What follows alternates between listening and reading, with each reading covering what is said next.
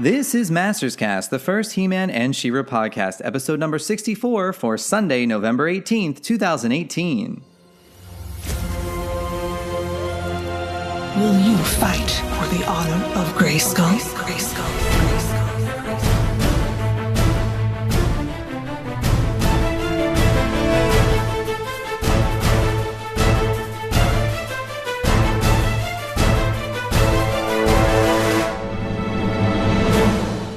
Hey everyone, thanks for downloading. I'm John Callis, also known as The Shadow.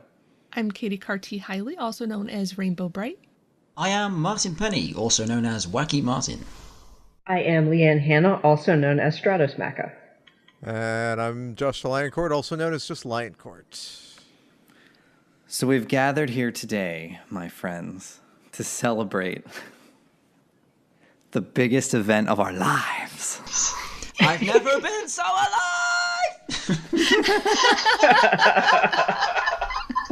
That didn't take long. My voice does not have the range that our famous voice actress has.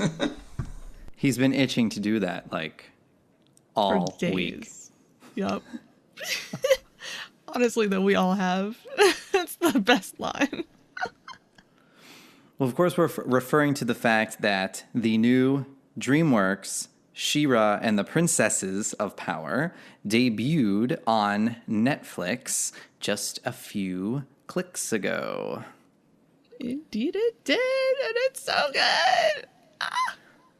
So I guess, what first impressions? Other than Who's it's going so first? good. Well, you have to elaborate a little bit more than that. Fine. How about you go first, Josh? I need to gather my thoughts. Okay, all right. So overall, this series is really, really good. This is not the series that I wanted going into this. This is it's much more lighthearted and kind of goofier than I personally would have liked, but for what it is, it's so well done. The story is really good.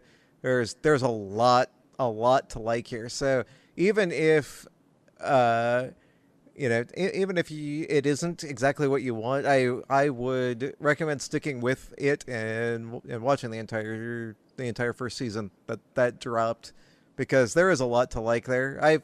I've found over the years now, I've been a Masters fan for 30 whatever years, and we've got so many different canons, and the tone of all of those different things, whether you're talking about Filmation or 2000X for animation, whether you're talking about the Golden Books, whether you're talking about those weird Golden Book videos that they made back in the 80s, all these different things, they've all had different, they've all kind of set different tones for the series, whether it's going to be a little bit darker, a little more serious, a little less so, extremely goofy in some cases. Like this is just another entry in that, and I can appreciate all those different things for what they are. And I think you have to go into this series being open to appreciate it for what it is, because for what it is, it's really good.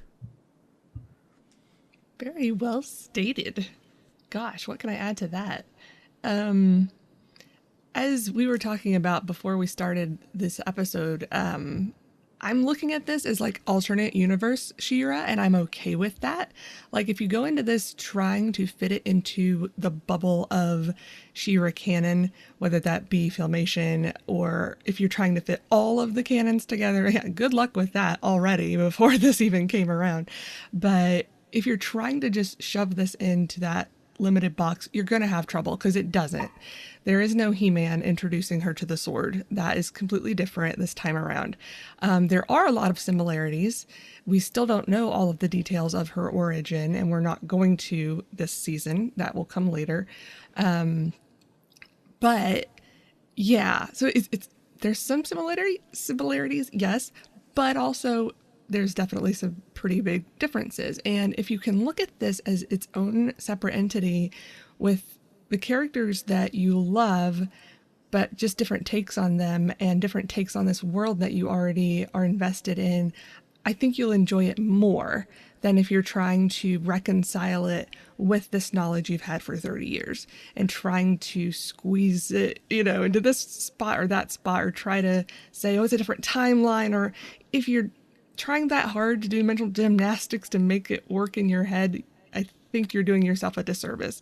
So just try to look at this as a new fun take on it that is meant for kids, but there's also plenty of things thrown in for the original fans to appreciate. They threw in so many just little things for us to pick up on it that I'm sure we'll go over later on, that I know several times I was just like, oh, it's a thing. I recognize that. I know that. I get that reference. And it's just so fun, but it's not overly goofy, I don't think.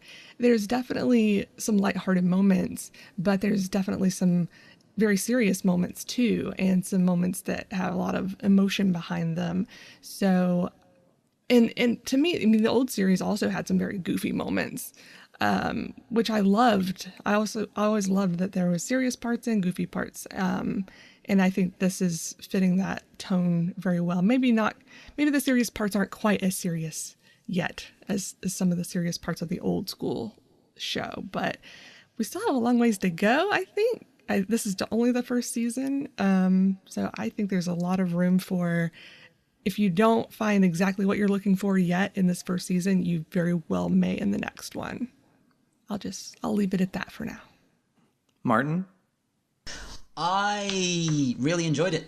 I think it's as perfect a remake as you could have asked for, really.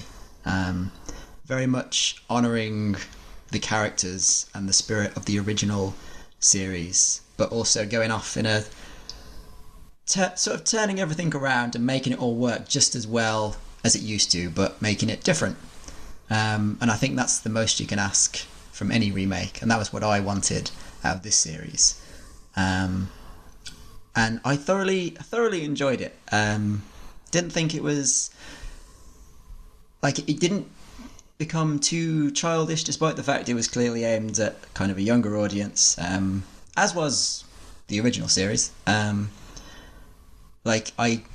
don't think I've laughed this much at an animated series for ages. Constantly laughing out loud throughout the entire thing, but without it being too goofy or ridiculous, and I think it held up extremely well. I really enjoyed it. Leanne? So I really enjoyed it. And as things kept coming out, in the beginning when we were first shown, character designs and stuff, I was like, wow, that's kind of cool. And the more I saw the trailer or little teasers, I was like, you know what, this looks really good. And I was trying to lower my expectations for when the series actually dropped. And I was not disappointed because, it's different. It's a different take. And I guess for me personally, I was I was totally open-minded to it and ready for a fresh take on the series. Because I'm kind of thinking about, not just people of our generation, but younger kids. And I have a 2-year-old niece, and I'm so excited for her to get into this. I think she'd really like it. And just being able to in the future buy her things, I just think it's so cool. And I thought that it was goofy at times, but it was in a good way. I watched a bunch of these episodes while I was at work, and I was laughing out loud in parts. And it was really good. I was really pleased with the characterization because it was a different take, a different spin on some of these characters, different powers and relationships, and they kind of give you hints as to She-Ra's past and things like that. So you have a lot to look forward to in future seasons. So I thought they did a really good job of setting up the world and the characters, and then giving you a promise of what's to come. So I thought it was really cool. I was very pleased.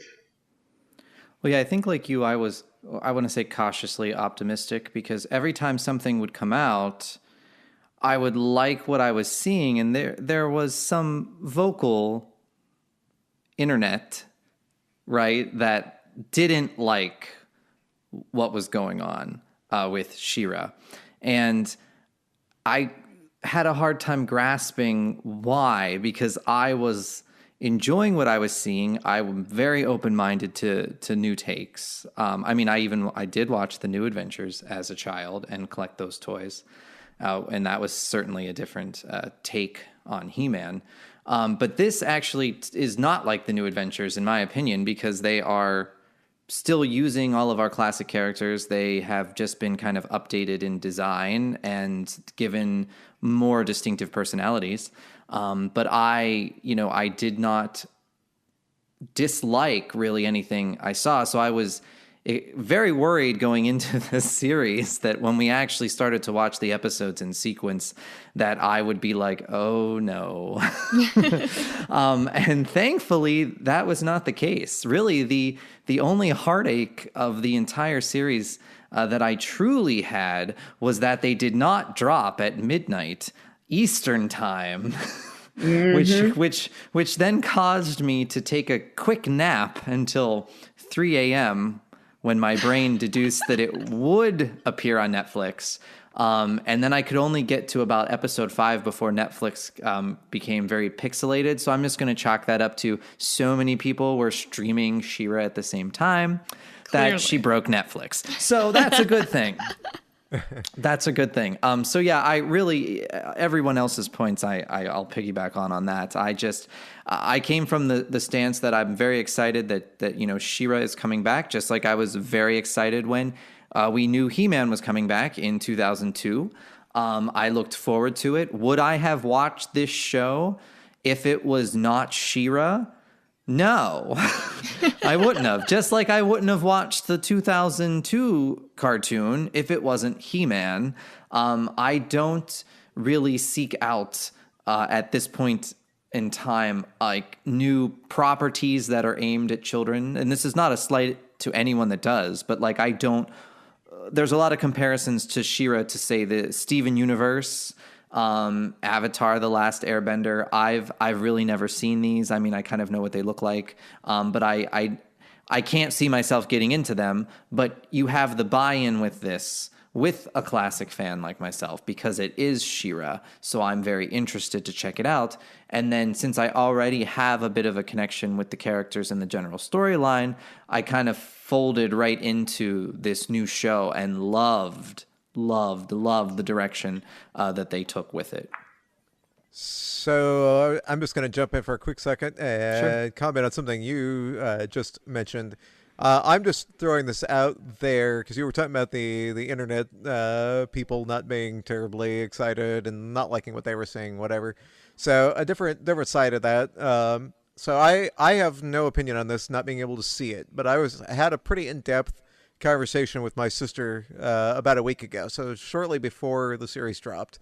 She was going to check it out.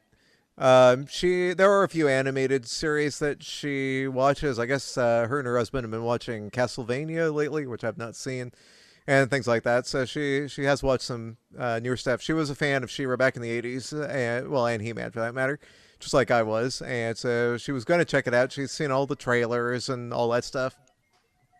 Her main problem with it was she was going to try it out anyway and try to get into it. But her main problem with what she was saying was strictly that she could not get into the art style. And I wonder if that may be the disconnect for some people, that some people are just turned off by the look of it. And it's not the storytelling, it's not the anything else. It's just because she was saying that other shows she watched kind of have that same kind of anime one, but there was something that she couldn't quite put her finger on for the style of the animation in this one that was turning her off a little bit. So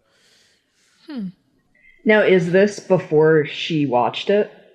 I don't know if she's had a on- chance to watch it yet. This was based on the trailers, so Okay. I mean, I can understand that because it is different, but it's kind of more in line with what you see nowadays in terms of, kids cartoons, or I mean even adult cartoons. But for me, I actually thought the animation was really nice. Like the it's cartoony, but I thought that in a few of the episodes, because sometimes you get hit or miss, animation and pretty much everything. But I thought it was animated really well, and you kind of get used to it as you go, So maybe it just takes, watching a couple episodes to really get into it and, Get used to it. Yeah, did any of you watch The Dragon Prince on Netflix? Yes. Okay, so that one was really good. I actually did watch that on a recommendation from a friend. It is and really I think the buy-in for classic fans on the new She-Ra would have been easier, but not necessary. If the show looked more like The Dragon Prince than because the She-Ra, I agree with that actually. Because to me the She-Ra one, I went and watched like the opening sequence of Steven Universe, so I could kind of understand like where people were coming from. And I don't think that the She-Ra show looks as odd, if you will, as Steven Universe, but it doesn't look as kind of adult human as the Dragon Prince. And to me, like She-Ra is kind of in the middle. Because they have those like weird anime moments, like when in the first episode when Glimmer is like that big giant thing comes out of the ground in the Whispering Woods, and she's like and she's throwing all of those like glitter bombs at it, and she has that like anime face that I'm just like, oh, I hate anime face. And then like sometimes Bo will get like the sparkle eyes, the big sparkle eyes, and or stuff. when he was like, I mean that's Sonic definite Arrow! anime influences. Yeah. Yeah. I think that's adorable when they do the anime eyes. Like That's you just said, me. though, I think, Leanne, you said this, right? As you keep going, like I was getting into it, because I was getting used to that style as each episode went. So I think if you stick with the show, and if you can't sit there and watch all 13 episodes at once, understandable, but like pick up a couple episodes a day and keep going. I think you'll get used to that style and you'll kind of understand why they went that way, because again, we are not the target audience, but we certainly have so much thrown into this show for us that we can enjoy it as long as we adapt to that style. Yeah. The thing about the Dragon Prince show, to me, the adult characters, they're almost too realistic. And I don't know if it's rotoscoping or what kind of technology they used, but like when they talk, sometimes it's just kind of weird to me. Like not weird enough that I won't watch it because the plot's so good, I don't care. I got over it pretty darn quickly. But yeah, that to me was harder to watch than this show. Yeah, isn't that kind of, I haven't seen it, but isn't it kind of like a CGI mix type Yeah, thing I think that's what it as far as is. animation? Yeah. But I love that the She-Ra is not that. I hate Yeah, I like that. It's CGI. like, it looks like, traditional animation. Yeah. Yeah, it looks like modern too. Right. To me, like it's a little jarring, and this is not, please do not take this as a dig to Filmation, because as everybody knows, I still think Filmation, don't give me the argument about limited animation, blah, blah, blah. Their shows were still beautifully done compared to a lot of the 80s cartoons. Yes. But it's a little jarring when I see a clip of classic She-Ra put up against new She-Ra, just because new She-Ra is modern, right? It has the smoother image, if you will. It's just interesting to see that, and I can see why they went in this direction, because like you said, this is kind of how all of the cartoons look right now. That's not an excuse either. That's the reality, right? Yeah. And to be honest with you, I would rather She-Ra do that and kind of go on what the trend is than to try to replicate something from the 80s or something that really doesn't draw attention to a new audience today and kind of just fall flat on her face. Yeah. I think the risk is paying off. Agreed. Yep. All right, can I bring one more thing in here before we leave the overall thoughts Absolutely. behind? Because another aspect I really, really wanted to talk about was the voice acting in the show, which is a thing that I do take in much more than the animation, obviously. Yes. So I just had a few things I wanted to mention on here. So first of all, could not love the actor playing Bo more. He is so hilarious in the way that he delivers lines. Yes. That actor is great. The actress playing Glimmer, I don't know any of these people's names, so I'll go by the characters here. But clearly, in my mind, whoever it is playing Glimmer, she had to have watched the original, and is some of the inflections and the deliveries throughout this season for Glimmer could not be more spot on to what the original Glimmer sounded like in the Filmation show. Minus like if that character was maybe 3 years younger or something, which I think that is pretty much where they're trying to put these characters anyway. The portrayal was clearly inspired by the original, so that's kind of fun, and it was a little weird at first because it's the only one that really struck me that way.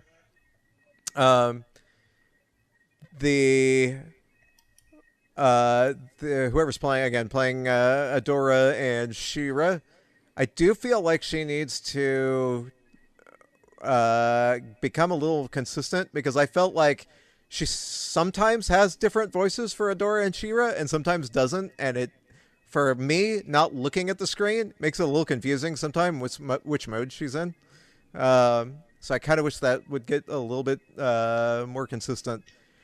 The one character who I am severely disappointed in voice-wise is Shadow Weaver. I do not like what they've done with Shadow Weaver's voice. The characterization's fine, but it just sounds like another human character, and Shadow Weaver to me is just, that's not what Shadow Weaver should be. So really disappointed in Shadow Weaver's voice. Characterization's great. I mean, I could hear some of Shadow Weaver's dialogue in Linda Gary's voice from the Filmation series. Like, it's written the same exact way. The wording is exactly what she would have used in the 80s show. And the voice is so weird and jarring and does not fit, in my mind anyway, does not fit with the character at all. But on the whole, voice acting in the show is really good. And I think that's all I had to say on that. Well, I agree with you on Shadow Weaver. That was one of the criticisms I had written down. Is I know a lot of people also don't like Shadow Weaver's look with the mask, and you can see her ears and the hair. Yeah, I don't either. Like, Her hair is fine to me, but the rest of her whole head, no. Ugh. It's interesting. Like, I didn't have that reaction at all. I was just like, ooh, cool update on Shadow Weaver. But the voice, I agree. I know what they're doing on the show, right? They're not giving anyone really like what I would call a stylized voice like they did in the 80s. Like, Catra doesn't necessarily sound all like a cat. Like, it's not all on the nose. Yeah. But with Shadow Weaver, I kind of got where they were going, but I do feel that she should have maybe kind of modified her voice, because it's like the base of the voice, like this I'm assuming is the lady's normal speaking voice. My one of my best friends from back from K through 12, and we used to play with my He-Man and She-Ra stuff. She watched She-Ra this weekend, and she was texting me, and she was like, I've heard Bo's voice before. And I said, yeah, he's on Blackish. And she's like, oh my God, it's so-and-so. And then she was like, I knew it. Shadow Weaver is da-da-da from Orange is the New Black. Mm-hmm. So yeah, she was recognizing, she was recognizing. So it must be their normal speaking voices. But I feel like I could see why they cast this actress as Shadow Weaver, and I think she could take her voice to a different level if she had the voice direction to do that. And I think it must be just a decision kind of on the higher level that they're not really doing these stylized voices, because even Hordak isn't as stylized kind of as he could be. I understand not doing it for, like, I don't know why I was going to say Flutterina. We didn't see her. Like Perfuma and, things like that. But he does sort of sound like Hordak, though, like from the classic show. They might have put like a reverb or something on him. but I still Yeah, kind of think actually, he's just I talking had- with his own voice. Yeah, like I actually had an issue with Hordak's voice at first because I thought I don't know, his voice should sound deeper. But then when I went back and rewatched it with Rod, I didn't have a problem. So I don't know. And I think I too, guess it was just it's getting first used to it. impression. Yeah. Yeah. And speaking of Hordak, I really do wish we had seen, like, for the season as a whole, really do wish we had seen more Horde characters. Like, we focus basically on Catra, Shadow Weaver, Scorpia, and Hordak, and really wish we had seen more of that. We got so many on the Rebellion side or the Princess's side or whatever, so many characters on that side, and I feel like on the Horde side, I felt a little gypped as a fan of the original that we just didn't. Well, Yeah, one thing because you kind of get Grizzlor for like a hot second. That's and what I was then gonna you say. get Octavia. Yeah, which I didn't even briefly- pick up on Grizzlor because I don't think he's got any lines, and certainly he's not even mentioned in the audio description. So Yeah, and to be honest, like you can tell it's him, but his design's pretty bland, I thought, in my opinion. Yeah, they had those other like kind of like just Horde generals. I forget, like they're not even named in the credits. It'll just say like, you know, general or something like that. Like that guy in the blue, that blue guy that like in the first episode when he does the roll call. And then the green lizardy looking guy is not Leech. So it's like, it was interesting the lack of of your like kind of classic Horde members. One thing we should mention in case there's any new listeners is that Josh is blind, so he is watching this with the audio description on. So unless they tell him that's Grizzlor, and I think Grizzlor did say like a couple lines. yeah, I probably just didn't know it was. You him, didn't know it was him. so- You probably just thought it was like random Horde trooper or something. Yeah. Yeah, his voice is not distinct. That's true. And all the other Horde people are just in these G.I. Joe looking outfits, so you can't tell who's who. I think we discussed this last time. It was just like, man, once you guys said that those Horde troopers looked like Cobra Commander or whatever, I was like, dang it, now that's all I see. I didn't even see that at first, you know, not being a G.I. Joe fanatic from back in the day. But as the season goes on, we were getting more and more, especially at the very end of Hordak. So I'm kind of holding out hope that we might see the Horde side, the Horde characters kind of broaden out in season 2. Yeah. Just one other voice I wanted to mention that like I really liked was like Mermista, and like I like, you know, okay, whatever. I'm just gonna like record the podcast. Okay.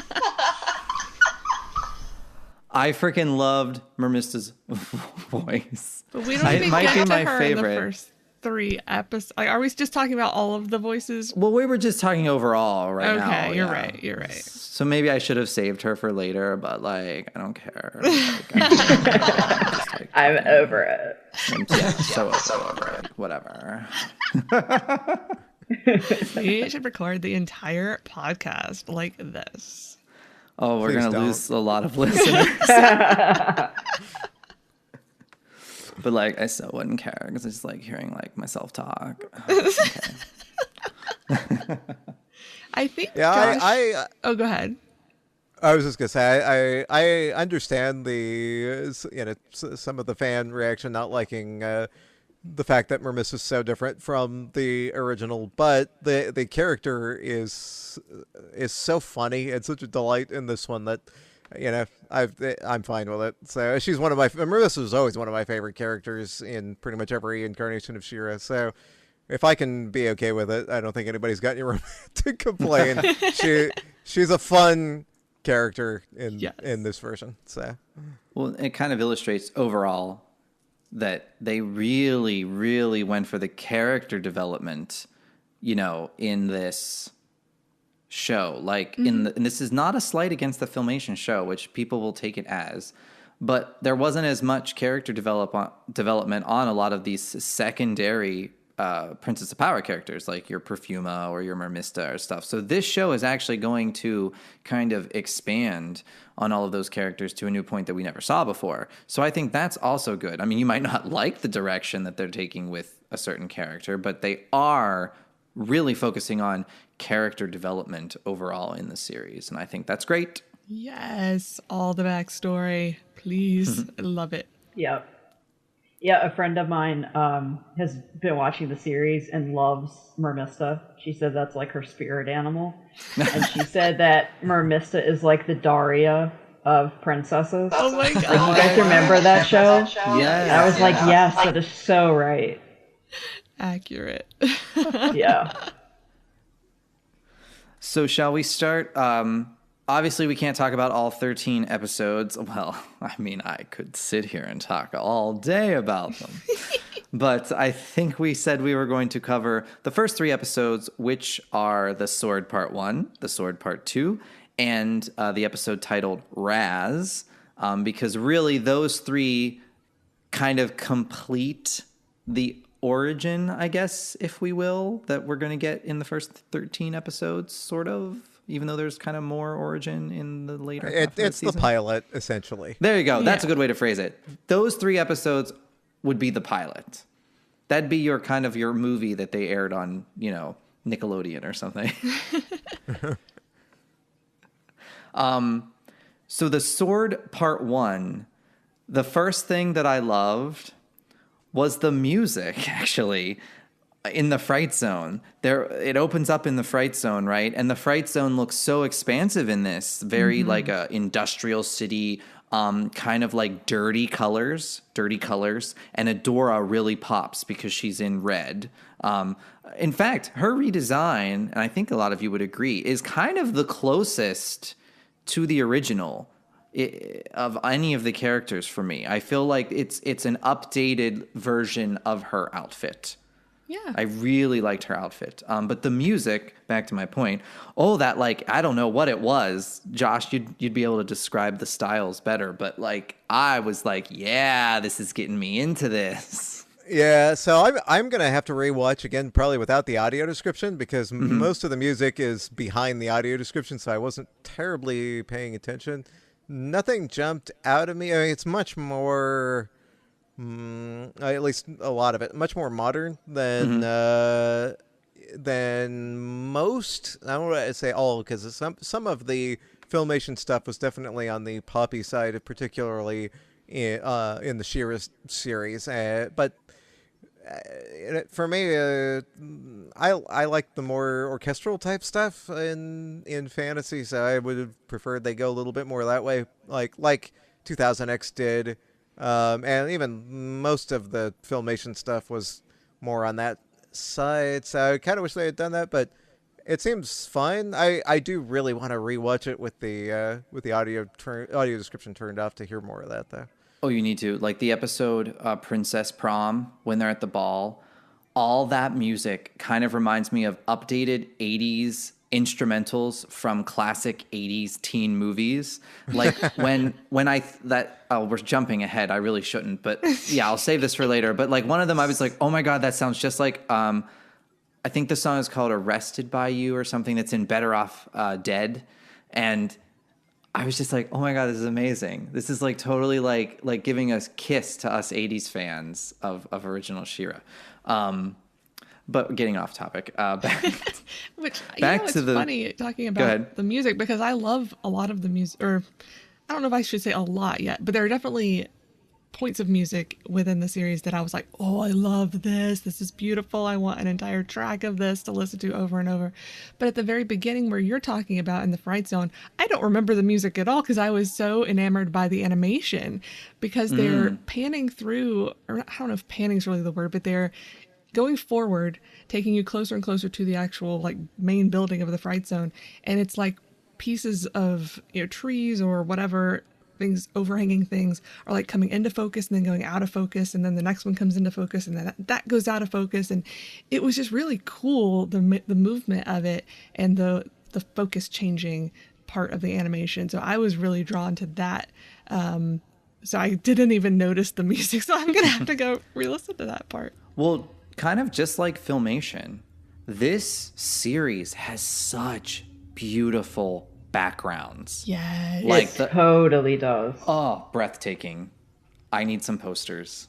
Totally. Yeah, line my seriously, walls. like the Whispering Woods, like it's very, it feels very Filmation. Like The colors it's on the gorgeous. Whispering Yeah. Woods. Yep. Beautiful. The colours on everything, I thought, like even the Fright Zone, which is meant to be depressing, was still somehow really colourful and really interesting to look at. Yeah, there were a lot of, I feel like, maybe greens and yellows used, which, as a Harry Potter fan, I equate like green with evil anyway already, so that works for me. But yeah, I see what you're talking about. And they had like green on the outfits they were using when they were doing like their battle training, had these green shield type things and whatever. But yeah. Well, speaking of the battle training, right? So, like, what I loved about the setup of this episode was they went for a completely different dynamic with Adora and Catra, because in the Filmation show, Adora was already a Force captain. Kind of everybody was kind of jealous of her because she was the, star pupil, right? Hordak's favorite. Whereas here, we don't know yet. Adora hasn't been chosen, right, as kind of Hordak's favorite, or more so Shadow Weaver's favorite, if you will. And they have it set up that, Adora and Catra have been training not one-on-one, but together the whole time. Catra's kind of like the cool kid at school. She's like kind of aloof, and she kind of piggybacks off of Adora, the straight A student, of course, success in the Horde. And it's interesting because I feel that Catra wasn't even as jealous as I thought they were going to make her when Shadow Weaver pulls Adora aside and makes her a Force captain. I think Catra really just saw that as, ooh, this is my meal ticket. Like, I can ride these coattails even further, right? Yeah. I think she appreciated the fact that Adora does all the hard work for her. Catra has got to be the best Horde character in this series so far. Yes. The I agree. dynamic between those two is so interesting. Because in this first episode, we see Adora sticking up for Catra, even when she really doesn't deserve it. She showed up late to the training. She didn't even do anything until she comes in at the very end and kicks the thing that has already been destroyed by the others. And Adora's like sticking up for her to Shadow Weaver. And at first I'm like, why is she sticking up for this girl? Like, she's a jerk. She doesn't deserve to be stuck up for. But then later on, we see Catra doing the same thing, sticking up for Adora and covering for her and stuff like this. So they clearly have a very close relationship. And that dynamic is super interesting, especially as we see later in this season. But I like that better than the old. I don't really want to compare. I don't want to keep comparing it to the original, but Yeah. It's hard to, because Catra in the original was a very small player. Like, she did not have a significant role in the Filmation series, where she did have a significant role in a lot of like the storybooks and things like that. But in the Filmation series, she was kind of a bit player. Yeah, she's not one note in here. And again, like, we have to keep saying this, so this is not a dog, a boo on the Filmation series at all. It's just they're taking new opportunities with the characters, and we like what they're doing. I love how they are actually fleshing out Catra in this. I love the dynamic between her and Adora.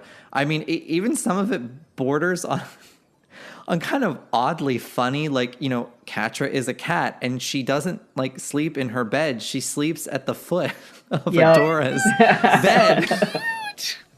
And it's just little things like that you're like, these two are like those BFFs that grew up together. And I can even kind of equate that to like one of my best friends growing up. We were both kind of like the smart kids in the class. And so, like, even though we were best friends, there was that little bit of rivalry between us because we were both the ones getting like the good grades, and we wanted to be like top of the class and like things like that. So like it's an interesting dynamic that I can appreciate. I love is that a mouse line? Well, that made me think of them standing in front of their horde like lockers, which then made me remember that at the beginning of the episode, Adora, this I also love. I love it when they kind of break the mold and show like someone doing something that like someone has to do in everyday life. And like, you know, I don't need to see them going to the bathroom or anything, but I do like how she was brushing her teeth. Yes. So Adora was brushing her teeth, and they clearly, I loved how they set up the brainwashing that goes on in the Fright Zone as to the princesses are evil. Because if you think about it, if you grew up in the Fright Zone and you only know what you're told, you don't have the knowledge that normally princesses are, you know, stereotypically good, or like they're the nice rulers of a kingdom, right? Mm-hmm. You know, they set up that the princesses are the evil bad guys, and people can more easily make the argument like, how could they think the Fright Zone was the good place? It looks so ugly and scary and blah, blah, blah. And I'm like, yeah, but if you grew up there. Yeah, if that's all you know. That's all you know. Exactly. Yep. And then they've got these holograms of the princesses, you know, in quotes, that look super scary and horrifying. Yep. So, of course. And they have powers and, you know, it's, yeah. Yeah, which is true. The princesses do have powers. But they make them out to be these, you know, mind controlling, we're going to kill you kind of powers, which is not the case. I also thought like Hordak himself seemed less obviously evil in this. Like he was very reasonable. Whenever you got to see him, he was like, if someone suggested an idea to him, he would actually consider it, and he'd be like, okay, that's not a bad idea, go ahead. And then you had like Shadow Weaver, who was the complete opposite, and she was the unreasonable, like horrible jerk who would just like dismiss everybody and insult them. But if you went past her and you went to Hordak, he was like, okay, cool, go ahead. So I thought it was nice how he came across as the more reasonable like leader that you could respect. Like he wasn't just evil and dismissive for no reason like Shadow Weaver was. So that was a nice sort of contrast. Yeah, that's a good point. And they changed it too, right? Like Hordak, at least in these episodes, doesn't he doesn't seem to have any indication that Adora was anything special, and was kind of shocked when she was revealed to be She-Ra, right? But like Shadow Weaver obviously plays a bigger role in the origin of Adora in this series than she did in the last. I think that's clear. Yeah. Oh, I don't know if I necessarily agree with it being bigger. I think things have been shifted a little bit, but in the original, Hordak kidnaps Adora, brings her back, but she's essentially controlled and raised by Shadow Weaver. So in this one, really the only difference maybe, because we don't know all of Adora's backstory at this point, is maybe Shadow Weaver kidnapped her, or Shadow Weaver at least, you know, got custody of her in one form or another, whatever the backstory is on that, and still raised and manipulated and controlled her. You know, I don't think I think the difference there is pretty minor, right? Like all Hordak really did in the original was kidnap her. Like he knew who she was. He was kidnapping her out of revenge against Randor and so on and so forth. But that's all he really did, right? He personally was not as involved in raising her as Shadow Weaver was.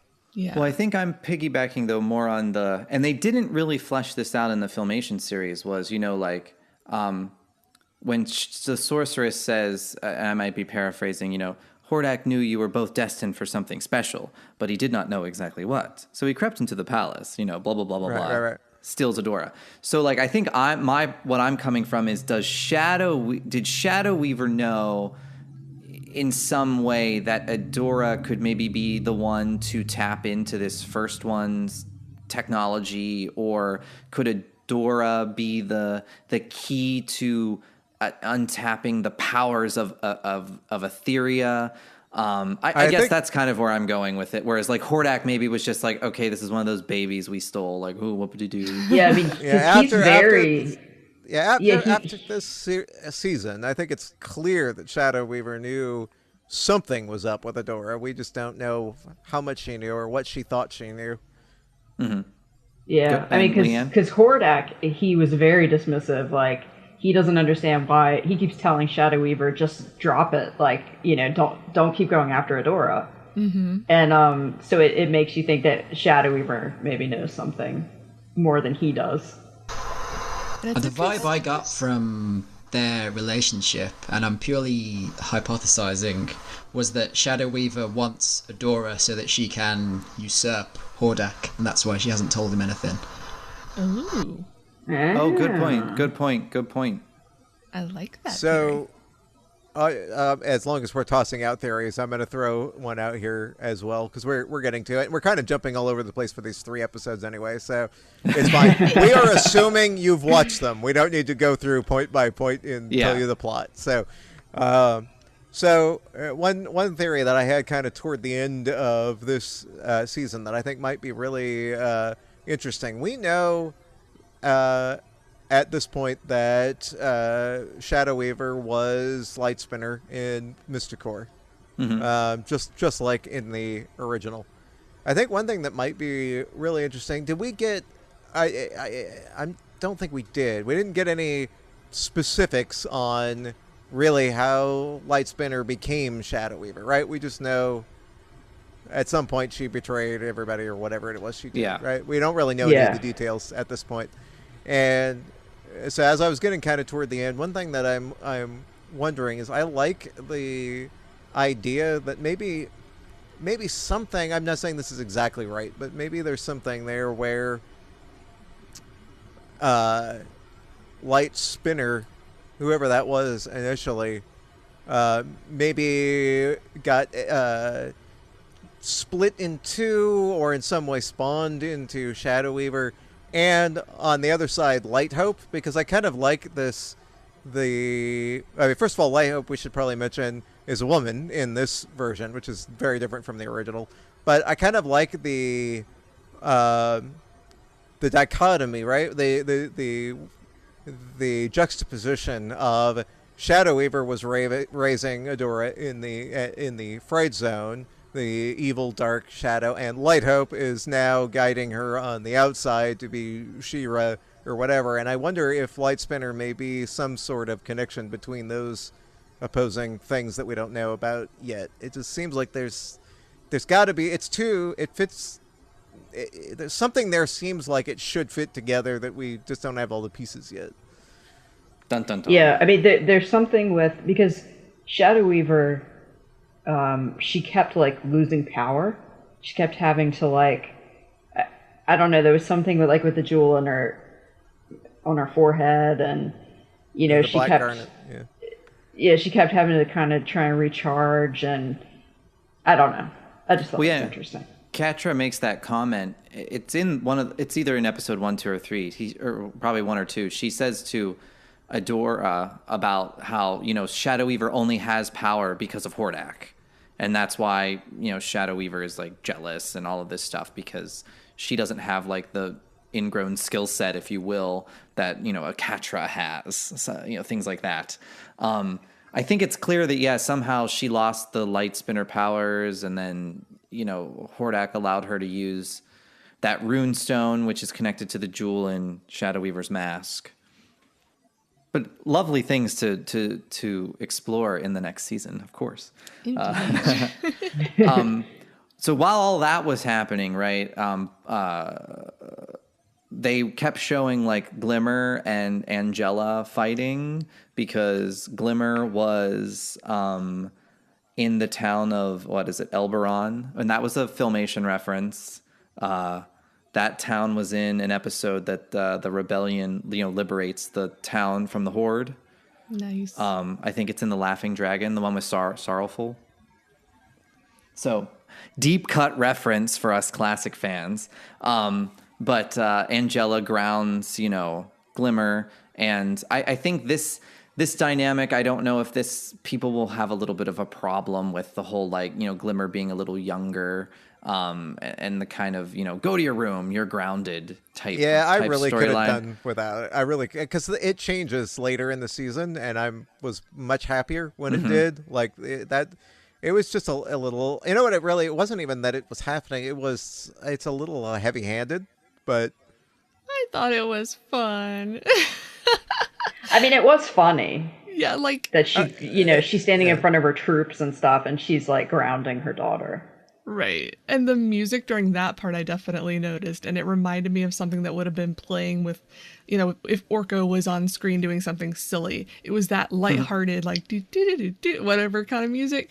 So it reminded me so much of a scene in the OG show, and it made me a little nostalgic. So that was I mean, I think in a way it was good because it sets up, that Glimmer's trying to prove herself, and her mother's being overprotective because she talks about how she was stationed out there because, Queen Angela didn't think anything, the Horde would attack there. So she was safe out there. So I don't know. I thought it was cute. I thought it was funny and a good way to kind of set things up. And sets up why Glimmer wants to like prove herself and go out after this technology with Bo and take this risk that she normally wouldn't take because her mom clearly isn't going to take her seriously any other way. So I get it. It was a good motivation for me. Well, you mentioned it. Oh, go ahead. No, go ahead. Your point. Mine moves away. I was just I was gonna say I think part of my problem with scenes like that just in general is just I feel like this series is just for my personal taste. I love so much about this series. So it's not a strong criticism, but it's just there's a little too much on the silly side for me than I would have wanted. It is genuinely funny. Lots of this series. There are plenty, like Martin was saying, plenty of laugh out loud moments in this. That's just not if I was writing it or if I had any sort of say, I want funny moments that are genuinely funny. I just don't want it to be every 2 minutes. And like I am way more into this show when they get away from the sarcastic comments and the jokes and stuff, and there's something more serious on the line. Like those are the moments that make this show great to me, and the rest of it, it's like I wish they would just not get rid of it, just tone it down just a little bit. It would be like if the original series was all Orko. It's like why I don't like it's why I don't like the sorrowful the dragon episodes of the original She-Ra, right? Like it's too much of a good thing is too much. That's and fair, that's what I feel like on this one. It's like it's not that the humor is bad. It's just I wish we would just back off of it a little bit and give us more of the stuff to sink your teeth into sort of thing, which that stuff is there. It's just a little bit overshadowed. And that may be also just what is popular these days, because I don't watch a lot of animation, but I do watch the My Little Pony Friendship is Magic religiously, and I've seen a couple episodes of other things, and I feel like that's just the tone of almost all animation these days. It's got a lot more silly, funny things going on, and I guess they think that is necessary to keep kids interested. So that it may just be that's part of why that's there, is they're playing off of what's popular these days and what they think is going to go over well and help the series continue. But yeah, maybe later on, if it is really successful, then they can try to pull back on that and see if it stays just as successful. Because I do get your point, and I love the old series when we would get a lot of serious interaction and serious meat, kind of like you were saying. But I also don't mind silly maybe as much as you do. So I don't know. Yeah, well, I don't mind it because it is done well. I just wish there was a little less of it. Like I think I would enjoy what there was more if it wasn't, like 80% that, which it's just the or whatever it is. I'm not saying it's actually 80%, but like I just feel like the percentage of whatever it is a little bit too high. So, but it's done well. So it's like there is a certain amount of conflicted feelings I have over it, right? Because it's done really well. It's just I just feel like too much of a good thing. It's like I like chocolate too, but I wouldn't eat 6 Hershey bars at once. Speak or for whatever. yourself, buddy. Okay. I'm kidding. Katie's diet consists consistently of Hershey's chocolate bars. That's why I'm so happy all the time. And you know, while we're talking about that, does anybody else think it's kind of like, I'm not saying this is good or bad, I just think it's kind of interesting and kind of funny that like this show does have a lot of humor that is really well done, and essentially all, if not all, of the characters that were comic relief in the original are missing in action for this one. I think that's kind of funny too. Like what I feel like they could like particularly, I think the one that really stands out for me is Cowl. Because we do get Madame Razz, and she does kind of have a similar comic relief vibe in this one, sort of, to the original. But like Cowl, his sarcasm would have fit in so well as a part of that Glimmer Bow dynamic, and him just kind of sitting there making snarky comments. Like, I could have seen that working so well that I'm kind of surprised that he's not there. Like, it would have fit in perfectly. Maybe they'll introduce him later. I don't know, but God, it would have, it would have fit in so well, because his high, I am better than all of you sort of attitude that he always had would have fit in very, very nicely with the tone of the show. True. Well, obviously, it probably wasn't in the audio description. In Glimmer's bedroom, she has a stuffed animal of Cowl. Yeah, I think it is adorable. Someone mentioned that somewhere, but yeah. But I totally want one. Oh, totally. Like, they need to Bring him make in. those things. Bring him in at some point in the future. I think that Like, he would be hilarious. maybe she can, point her sword at it and turn it into, give it life. Because, I mean, she turned a freaking lizard into, gave it wings and a little horn. So I forgot about that. Yeah. You're right. I mean, that was like random and it flew off, so she could do that. She could do that with the Cowl. same color scheme as Swiftwind, so sure. Yeah. Go for it. Well, how And Bo about that was whole... like, Go ahead. Bo was like, is that what happened to our horse? Horsey. That's what I was going to say. Like, that whole sequence in the third episode where Adora is trying to figure out how to change into She-Ra, like, on the spot whenever she wants to. Like, that was just so hilarious. Yes. And I know, and I have to say that, like, I was one of those fans too, internet, that was like, why can't we call the horse Spirit? Why is the horse called Horsey? Besides the fact that it didn't even look like Spirit, it looked like Arrow, not Spirit. But then, can I just say, thank you, snappy writers of this show. The writing, impeccable, might I add. But the writer, I forget who wrote the Madame Razz episode. Yes, I don't think it was. going. Yeah, I don't think it was Noelle Stevenson who did the first two. But I love it when Madame Razz. I can't even talk. She's like, and by the way, he says his name is Swiftwind, and he thinks Horsey was a stupid name. Yes, so good. That I was... laughed out loud at that. Yes. I fell off the couch and almost broke my head because it was so funny. That, like, she just so basically good. said what they knew everyone would be saying. Everyone would be saying, like, why is her horse named, Horsey? It's Spirit, blah, blah, blah. And that's exactly what was going through my head. One of those little nitpicky things, right? So can I okay, Shadow, as our fearless leader of this podcast. Okay. I would like to make a comment connected to this, but related to a later show. Is that... Oh my God, you sinful man. I know, because I know we're going to be talking about the later episodes later, but I think it fits in here. Do it, Rockapella. Okay, so in episode 3, we get essentially the origin, right, for Swiftwind. She turns Horsey, Jesus, into Swiftwind, and I loved it, and I really wish they could have left it at that. So later, Swiftwind starts talking.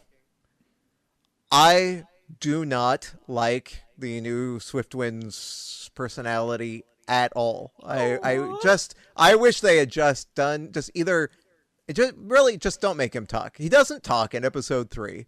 I don't, and so I was left thinking, oh, okay, this is like 2000X or whatever else. They're not gonna have Swiftwind talk. I'm fine with that. That's fine. I really do not like he is what I was talking about a minute ago with the silly factor cranked up like to 15 for this show, way higher than anything else. And that is if I have any criticism of a show, that's probably the number one. I really do not like Swiftwind's personality. Like, I get it. I get what they're going for.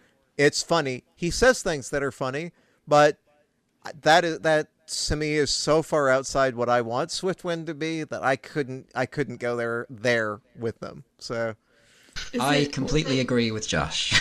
Oh, really? Okay. I had the same exact reaction.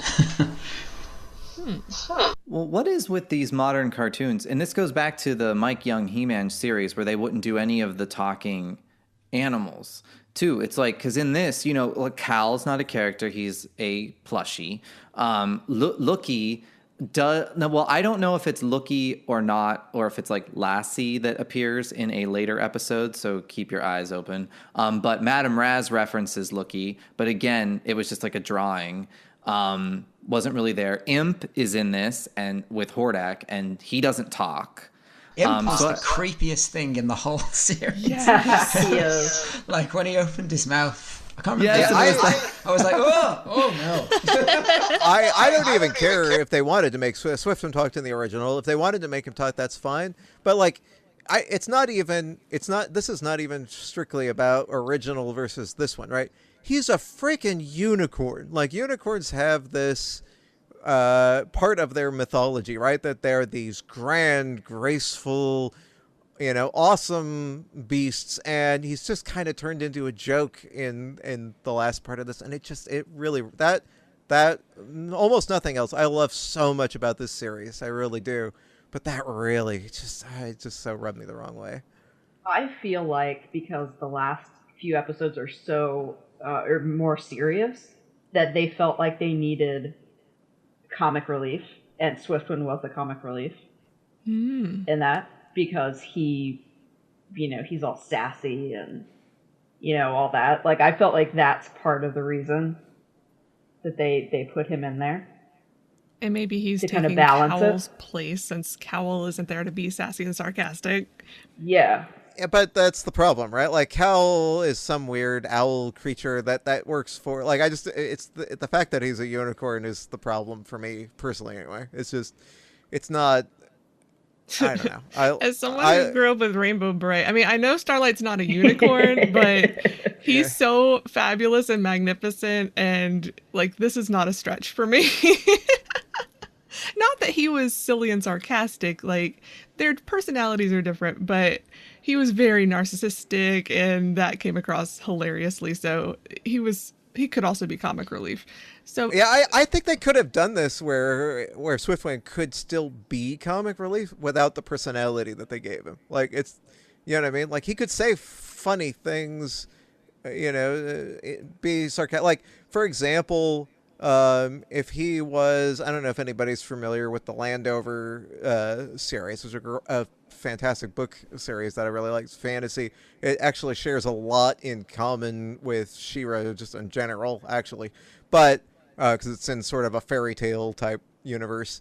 But there's a dragon character in that called Strobo, and he is freaking hilarious. He thinks, or Strabo, I said Strobo, which I think is a Masters character. Wow. Strabo. And he thinks that, he is better than anyone else, and he hardly deigns to even speak to lesser beings and that sort of thing. And he is hilarious. He's really fun. And they could have done something like that with Swiftwind. It was just too, Swiftwind's character in this is too much of what we are already getting with everybody else except cranked up. It's just, I don't know. It doesn't work for me. maybe he'll grow on you next season, because we only got a very small amount of him talking really in that, last episode, I think? No, because couple, he's going to sing, and then couple? Josh is going to be like, I'll explode. And That's not a spoiler. The voice actor tweeted that he got to sing. Oh, you're right. Maybe it's yeah. So I'm just Interesting. saying, you know, he has a Wow. musical number. So Wow. brace yourself. I'm excited. Yeesh. Okay. Well, anyway, sorry to go up on that rant, but that Maybe it's he really sings the with only Seahawk. blemish for me. What was that, Leanne? Maybe he'll sing with Seahawk. Yes. That's true. He might. That would be-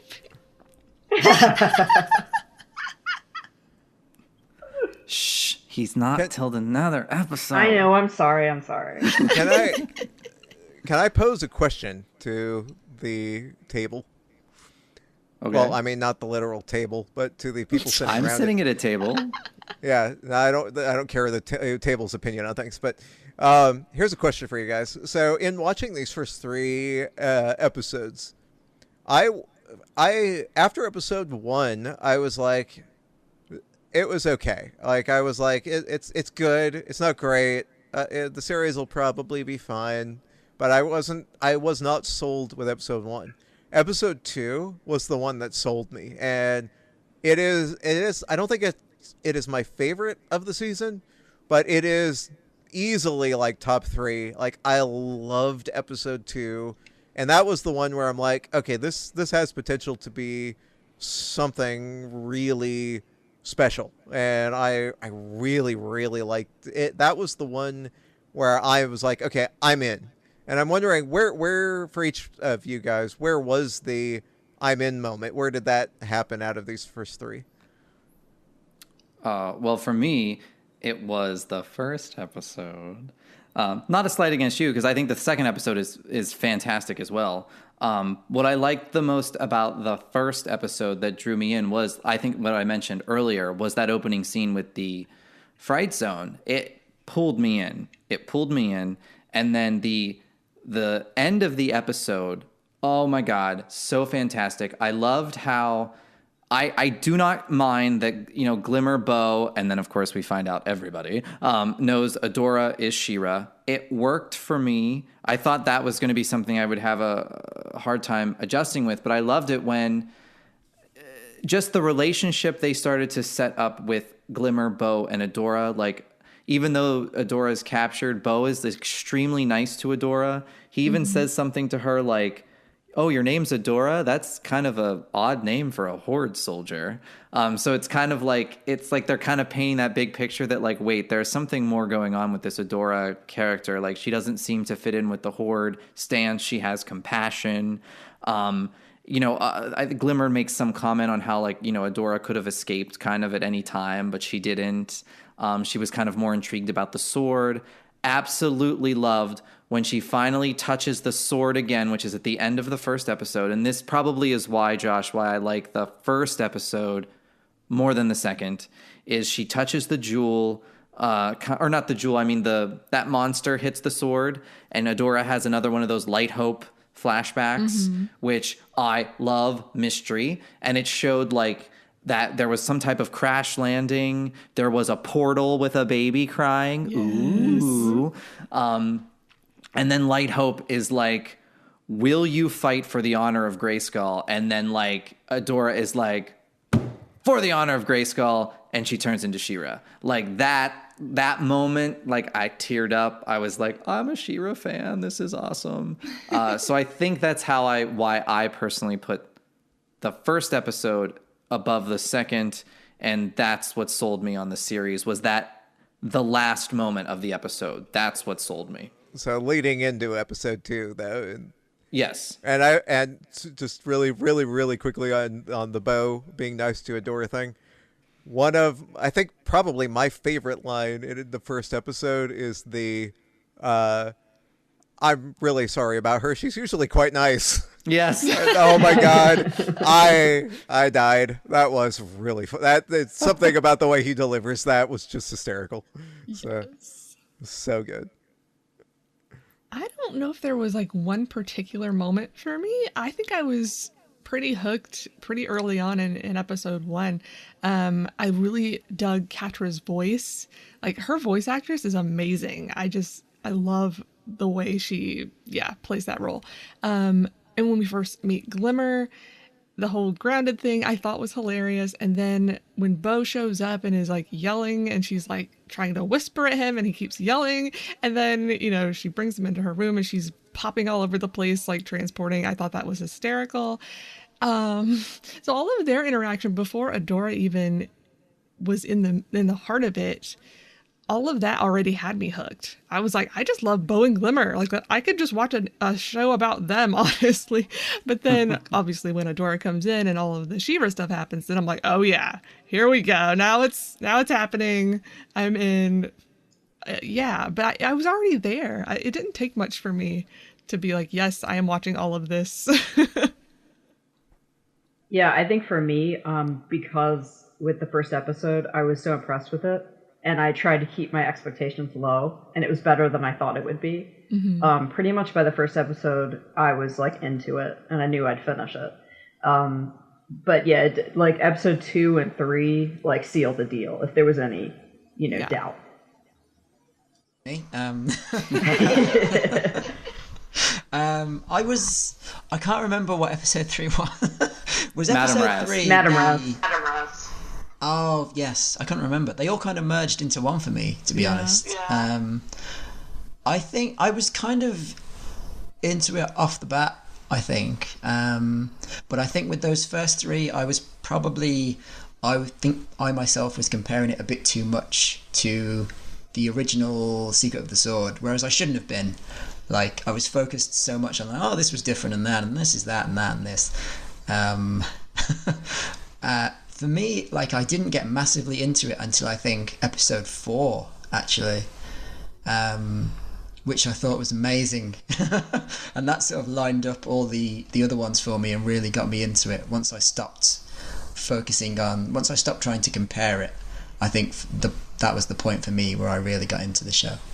And what's that favorite line of yours again from episode 4? What was it? I have many favorite lines now. I love how we were just emailing each other back and forth. I've never been so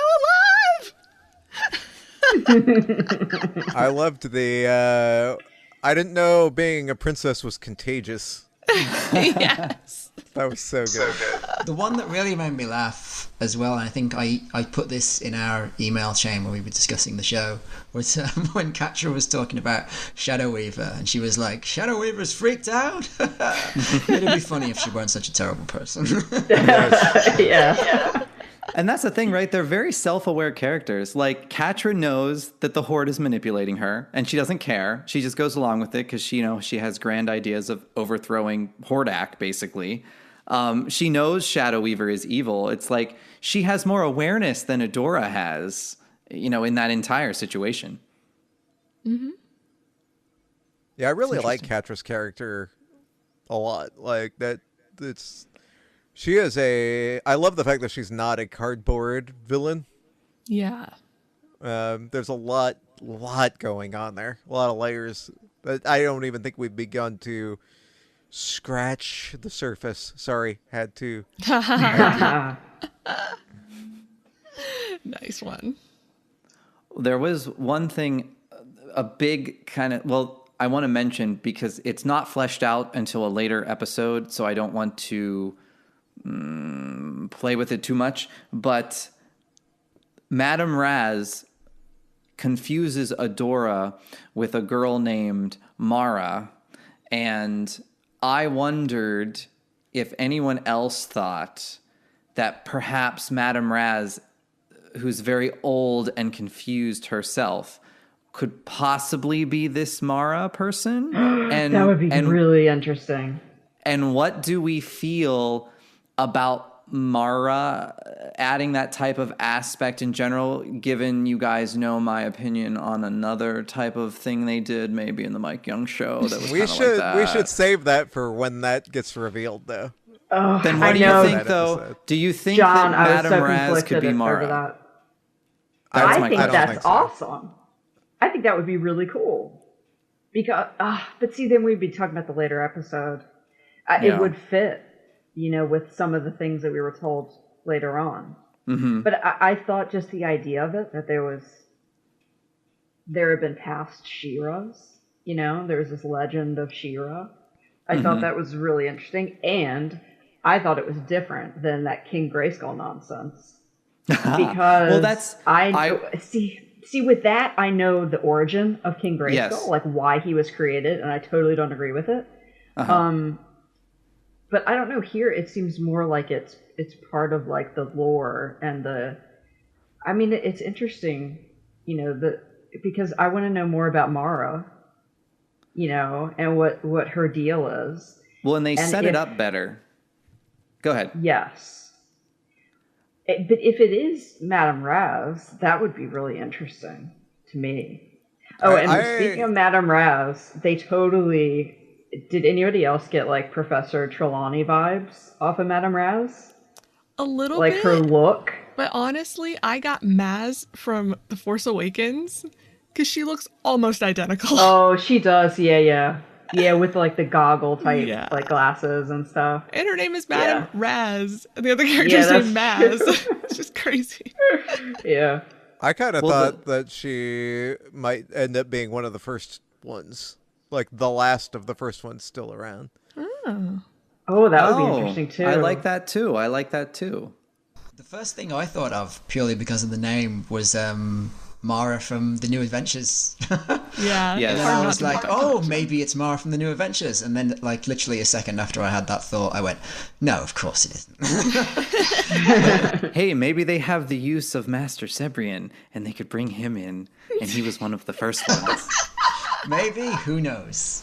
Because those characters won't be getting used anywhere else. Let's be brutally honest with ourselves. It would be funny if that was like the conversation that like when DreamWorks and Mattel was like hashing out what characters they could actually use in the She-Ra cartoon or whatever, and they were like, well, we'd like to really use these this like Master Sebrian guy and this Mara, and then Mattel's like, oh, New Adventures, oh yeah, you do whatever you want with those, you know, yeah. Have fun. Season 2, Episode 1, Slushhead. Oh my god. Speaking of The New Adventures, just in general, I think this show is the closest in tone to The New Adventures. I would say, like in terms of the humor and like just like the interactions between some of the villains, really reminded me of like The New Adventures characters, how they'd have like these little comedy conversations to themselves.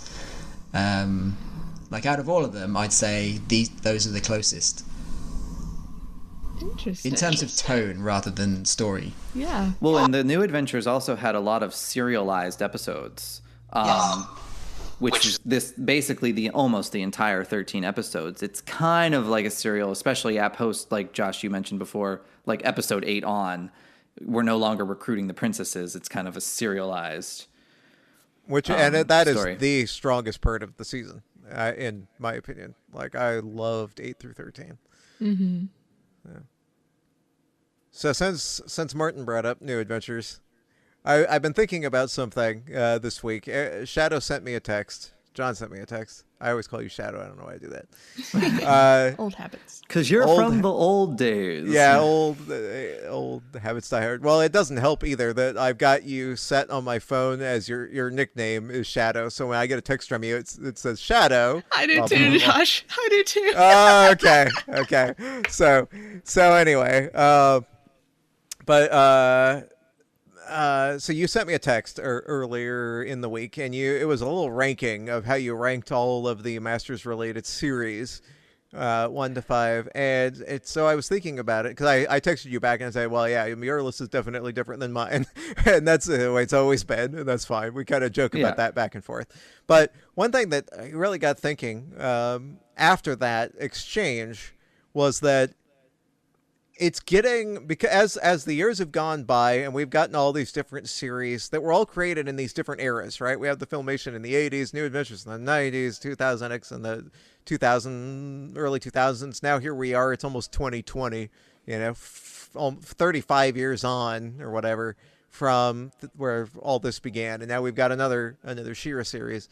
And I was thinking, that not only do you have all these different shows done in the context of different time periods, but all done with very different tones from one another, it's getting really tough to rank that it was always a little bit tough to rank them, but it's getting even harder to do that through that prism, because it's like, to take like a really extreme analogy, right? It would be like, what's better, Dr. Seuss's Green Eggs and Ham or Stephen King's The Stand? And it's like, how do you even compare something like that, right? Like, I like 2000X a lot, right? It had a much darker tone. It was serious. It had its funny moments and stuff, but it was much more on the darker end of that spectrum. This one's much more on the lighter end of that spectrum. Filmation was kind of in the middle. You had someone like me, who as a kid, and I've carried it through into adulthood, I didn't even, in my headcanon, as they would say on The Incomparable, I didn't even separate the He-Man and She-Ra cartoons. It was all one big thing to me. That I didn't treat them separately. It was all the same universe. It was all the same thing. So like separating those to rank them is virtually impossible for me to do. And I was realizing that I don't even know, outside of putting New Adventures at the bottom, because that's easy for me. I don't even know how to rank the rest of them, because they're all so different from one another that the ability to compare them is really becoming sort of just ludicrous, right? Or the attempts to compare them, like Stephen King's The Stand versus Green Eggs and Ham, right? Like, you just can't. They are both brilliant for what they are, and I think this show like exemplifies that, right? Like, it's not the She-Ra show I wanted, but it's so good for what it is that you can't help but love it anyway. That's a really good way to put it. Yeah, I think agreed. the only thing I could see going forward is like ranking maybe what are your top 10 favorite episodes all together, right?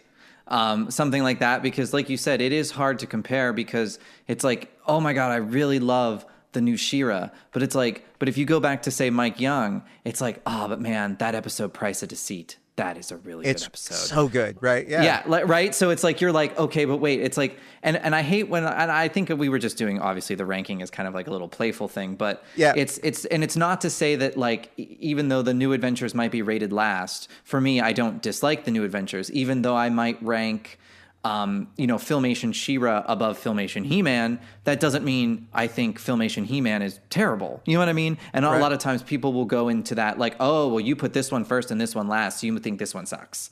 Yeah. It's like, no, I love all of them. It's just, if you're making me confine it to a box and I'm leaving for a desert island with a TV, maybe I'll have to only take 3 of them. I don't know. But I think we are getting to the point where there is so much there. And you even mentioned those Golden Book videos. I really love some of the stories on the Golden Book videos. So, maybe one of those could be in my top 10 episodes. Or for me, like, my similar thing to that is the kid stuff storybook records from back in the day, right? Like, those also had a darker tone, much darker than the Filmation series even, and loved them. But they're their own thing, and it's hard to rank stuff. We should probably mention, since we haven't, that we didn't mention, in the last episode we talked about the She-Ra chapter books that are coming out, which I am totally on board with and stoked. And you can pre-order them now, at least on Apple Books. I'm assuming on Kindle and stuff as well. You probably can.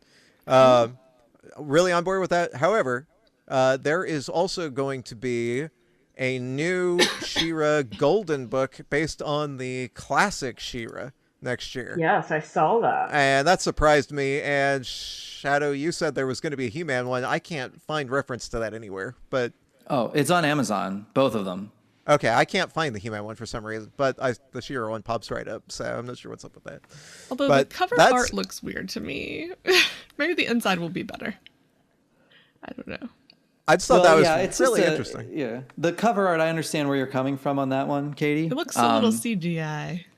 But it is a continuous image. So like Josh, the He-Man cover goes right into the She-Ra cover. Like if you would put them both side by side. That's cool. Yeah. That's cool. Yeah. I want It's basically He-Man with Snake Mountain, but it's the Mike Young Snake Mountain. even though it's Filmation He-Man. It's the Mike Young Snake Mountain. Then it's the Castle Grayskull, and then some of Castle Grayskull, the back of Castle Grayskull is in the She-Ra image, and then to our right, her left is the Crystal Castle, the Filmation Crystal Castle. Interesting. So I wonder what is the deal with those? Like, why do those exist? And do they signal that something more is coming down the line? Because we've gone for so long with nothing story-wise except the DC Comics that now it's like not only are we getting the new She-Ra series with the new She-Ra chapter books connected to it, but now we're getting this other thing that doesn't seem to be connected to anything, and that is intriguing to me for the future. Yeah, it could be just because the new She-Ra is coming out, it's going to spawn some more classic related merchandise. I wouldn't be surprised if we get more classic She-Ra stuff in like stores like Hot Topic that kind of cater to that geek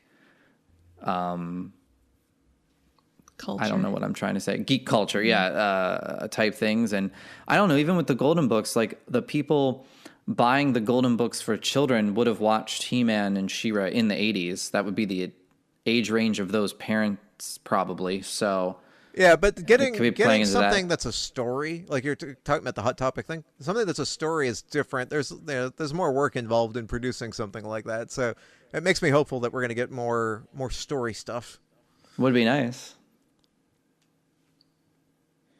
Well, do we have anything else to wrap up on the first 3 episodes of She-Ra? Just real quick, I loved that they used the town of Thamor just because that was in the original show. Yep.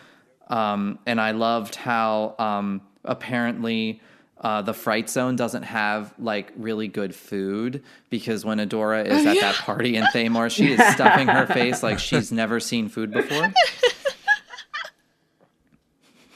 I mean, they didn't even have parties or birthdays. Yeah. Or horses. Yeah. Yeah. Oh my God. You just need horse. You just need something to tie it all together. The scene where she sees the horse and it like turns all purple behind her and she's like, "This is the best day of my life." Oh my God! And when the horse like his head goes back and he's like looks so elegant.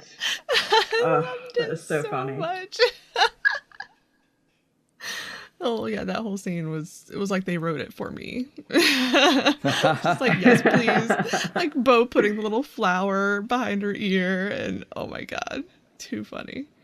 And Bo is like quick thinking too. Like he's not, I mean, he was in the original as well, but I like how even though they're younger in this iteration, he's still very bright. Like when he uses his net arrow to catch them when they're falling. It's like, wow, that was quick thinking. Because otherwise, y'all are going splat. I could see with a lot of these characters, I think especially Bo and Glimmer, more so than just about any of the other characters in this series. You can see those two in 3 or 4 years, more or less being the characters that we knew in the 80s, like personality-wise. You know what I mean? Like, they're like just younger versions of the originals, I think, especially Glimmer, but Bo to a lesser extent as well. Yeah.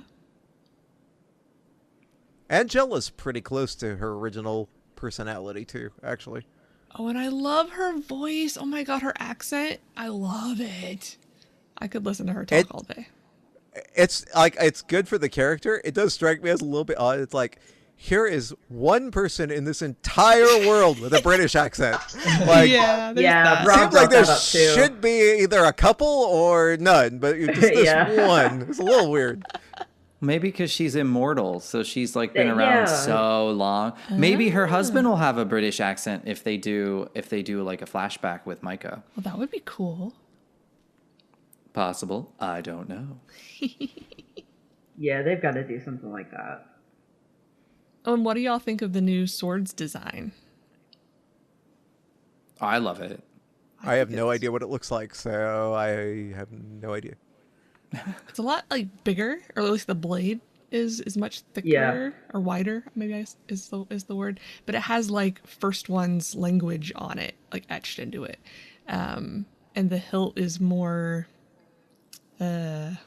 It's just more. I don't know. There's more to it. Fancy.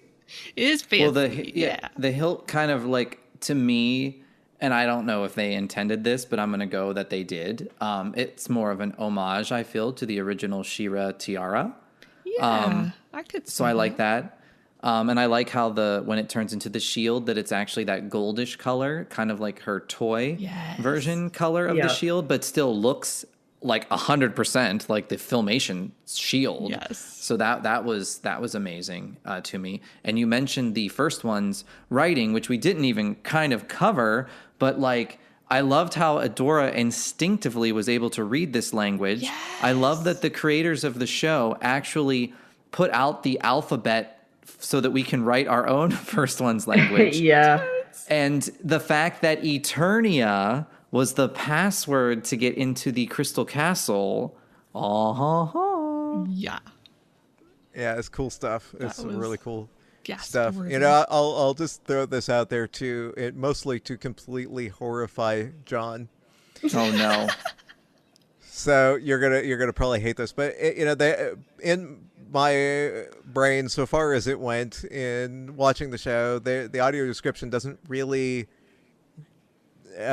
describe. It describes the action. It doesn't describe characters or things for the most part. They'll sneak in a thing here and there when they can, and if it's important or whatever. But like they're not going to go into detail what the sword looked like or whatever, right? So as far as I was imagining anything particularly for the sword, because they kept calling it like part of the first one's tech and all of this, I kind of had this image of the 2000X power sword with a gem instead of the cross on it. So that was kind of what was in my brain. Oh, so that's actually good. No, the actual blade of the sword reminds me a lot of the 2000X sword, because the first one's writing kind of looks like that, like those wiring things that would be on like the motherboard of a computer. Right. Mm-hmm. Yeah. No, you're not actually far off on that. That's funny.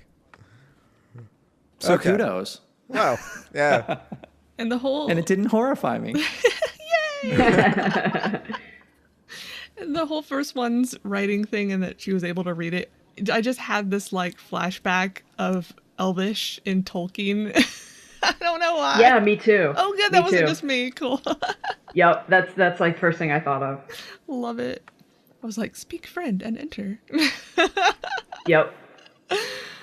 Yeah, I mean, and I'm sure, well, maybe it wasn't deliberate, but I kind of feel like they throw little things like that. Like, this is in a later episode, but when Seahawk is introduced, like, they throw Star Wars references in there. Oh, did they? And I totally yeah. noticed that, right? When they meet Seahawk, right? Yep. Even because it looks like the cantina when you first meet Han Solo in Star Wars. yes. Like, even like where he's sitting, and you know, it's I thought it was really cool. And then especially I was like, oh, you know, maybe they've got to be doing a Star Wars thing. And then when he says, you know, how fast, you know, I traveled. Yes. And yeah. I mean, I was about like, that. of course. It's a Han Solo reference. So I thought that was great. Yes. I don't know. You know, with the password being Eternia was actually mentioned, like at least twice, maybe 3 times throughout the run of the season.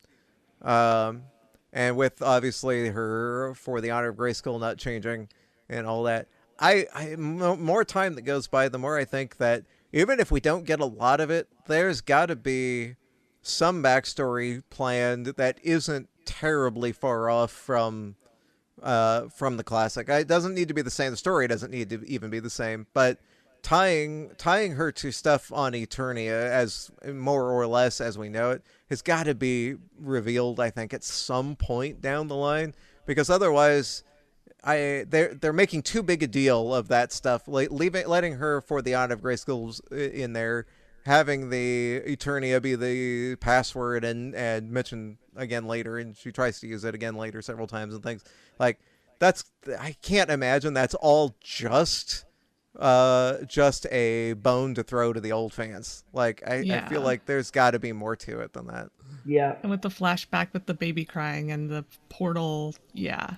Yeah, like I have a feeling we're going to find out that whatever her backstory is it's not going to be so radically different from what we know. I think Right. it will be different, but I bet it's going to be close. Yeah. The battle continues. Well, any other things we need to cover for the first 3 episodes? I think we hit all the major points. We talked about things like the transformation sequence in the other episode. We got to see the full, obviously, transformation sequence in this. Love the music. No real criticism other than she doesn't say, I am She-Ra, but I can't win them all. That didn't even occur to me. Yeah, I love how they don't use the transformation sequence every time. She just sometimes she just changes, Yeah. and we don't have to sit through the sequence. Even though I love that kind of sequency stuff. Oh yeah, totally.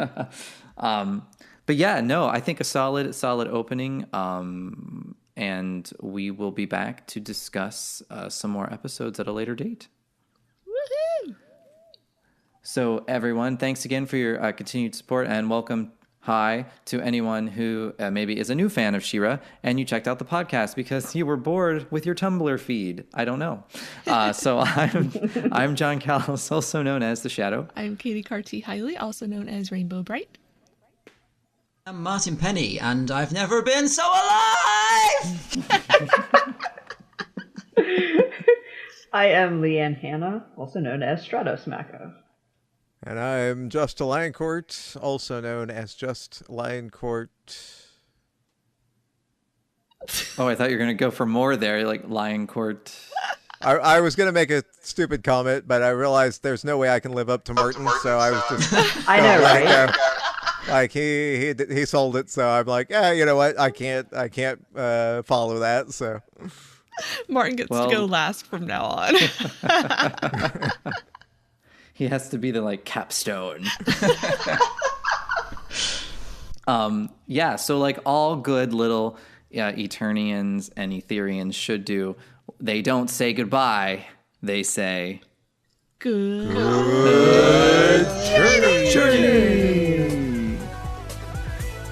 I wonder, should we ever note that we do not reflect the opinions of Mattel, Classic Media, DreamWorks, Netflix, or anyone else that watches She-Ra? It's just our opinion. Thanks.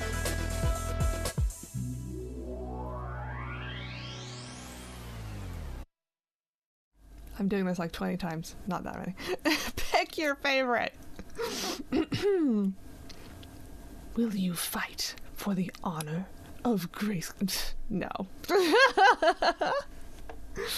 I can't think of any other way to say it.